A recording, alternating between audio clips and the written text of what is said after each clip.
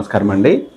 నా పేరు doctor C H Sujith, MD general medicine అండి. నేను కన్సల్టెంట్ ఫిజిషియన్గా మై హెల్త్ హాస్పిటల్లో రోడ్ నెంబర్ 1లో వర్క్ చేస్తున్నాను.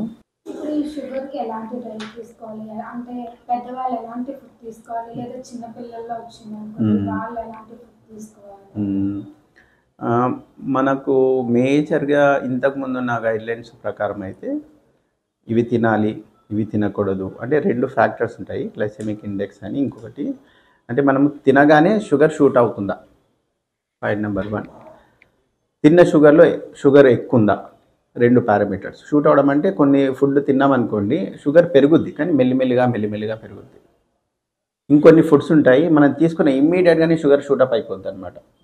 అవి 2 రకాలు. ఇంకొకటి తీసుకున్న ఫుడ్లోనే షుగర్ కంటెంట్ బాగా ఎక్కువ ఉందా తక్కువ ఉందా, ఈ 2 కేటగిరీస్ ఉంటాయి. మనమేమి షుగర్ ఇప్పుడు ఏవేందో మనకు షుగర్ వచ్చింది కదా అని మనం షుగర్ తినకుండా బతుకుతాం, లేదు, అలా కాదు కదా. సో ఇప్పుడున్న ఫండా ఏంటంటే మనం తీసుకునే ఫుడ్ షుగరు మెల్లిమెల్లిగా పెరిగేటట్టు ఉండాలి. దీనికి ఇంతకుముందు ఉన్నట్టు ఇది తినాలి ఇది తినద్దు అలా కంటే కూడా తినే క్వాంటిటీ తగ్గించాలి.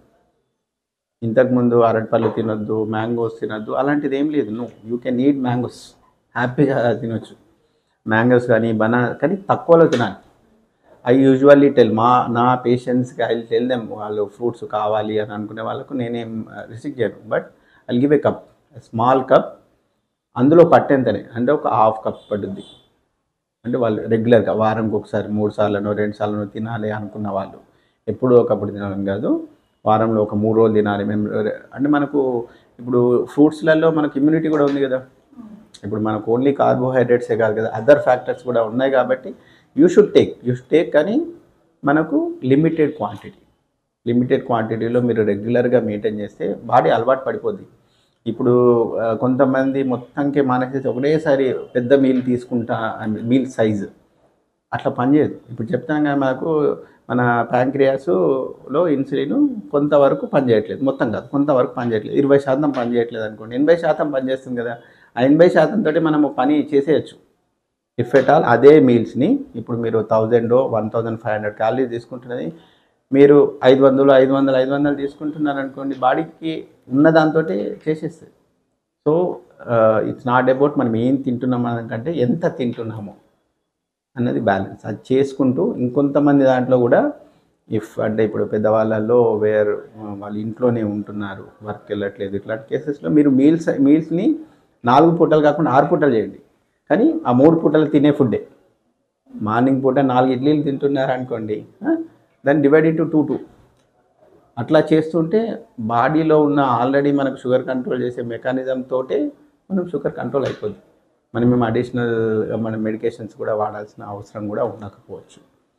చిన్నపిల్లల్లో అంటే చిన్నపిల్లలు క్లియర్ కట్గా మనకి ఇన్సులిన్ డెఫిషియన్సీ, దాంట్లో మీరు డైట్ కొద్దిగా అంటే ప్రోటీన్స్ పెంచుతూ, ప్రోటీన్స్ అంటే ఎగ్స్, డ్రై ఫ్రూట్స్, పప్పులు, వాటిలలో మనం ప్రోటీన్స్ పెంచుకుంటూ కార్బోహైడ్రేట్స్ కొద్దిగా తగ్గించుకోవచ్చు. కానీ వాళ్ళ దాంట్లో కూడా మనం తగ్గించలేము, ఎందుకంటే వాళ్ళు ఎదిగే పిల్లలు కాబట్టి. కానీ మనం ఎగ్జాక్ట్గా ఇంత తింటున్నారా, దానికి ఇంత ఇన్సులిన్ అవసరం, వాళ్ళు ఇక ట్రైన్ అవ్వాల్సి ఉంటుంది. ఇట్స్ నాట్ లైక్ నేనే రాస్తున్నాను, నో అట్లేమి ఉండదు.